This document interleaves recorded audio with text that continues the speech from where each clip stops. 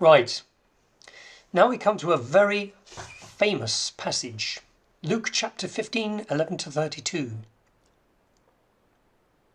Jesus continued, "There was a man who had 2 sons. The younger one said to his father, 'Father, give me my share of the estate.' So the man divided his property between them. Not long after that, the younger son got together all he had, set off for a distant country, and there squandered his wealth in wild living. And after he'd spent everything, there was a severe famine in that country, and he began to be in need. So he went and hired himself out to a citizen of that country, who sent him to his field to feed the pigs. He longed to fill his stomach with the pods that the pigs were eating, but no one gave him anything. And when he came to his senses, he said, 'Oh, how many of my father's hired servants have food to spare? And here I am starving to death.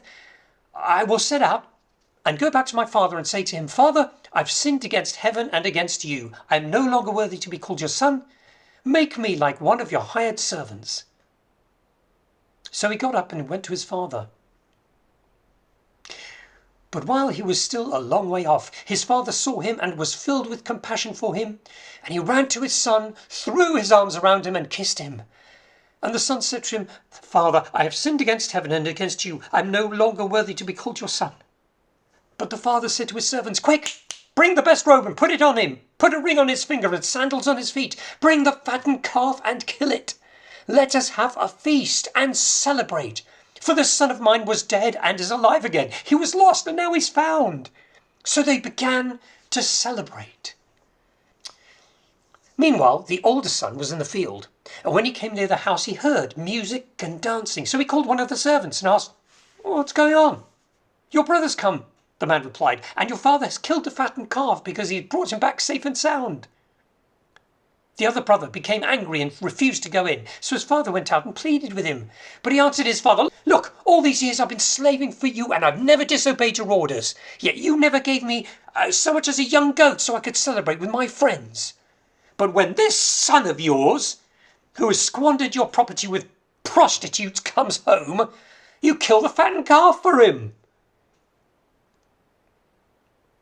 'My son,' the father said, 'you are always with me and everything I have is yours. But we had to celebrate and be glad because this brother of yours was dead and is alive again.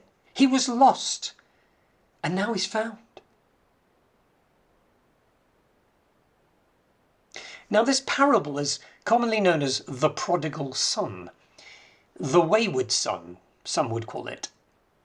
We like to focus on negative things, don't we, when we title things? But I'd rather call it the parable of the loving father.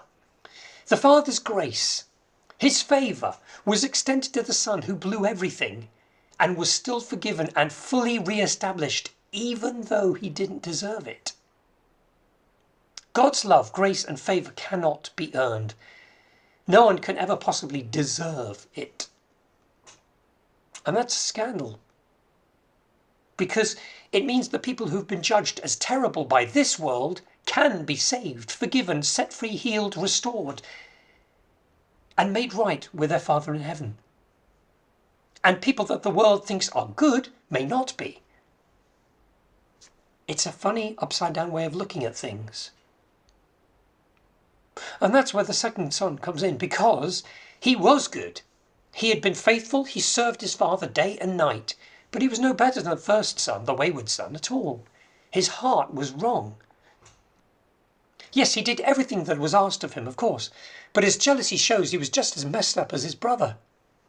His heart was not right. He also needed the father's grace as much as the wayward son did.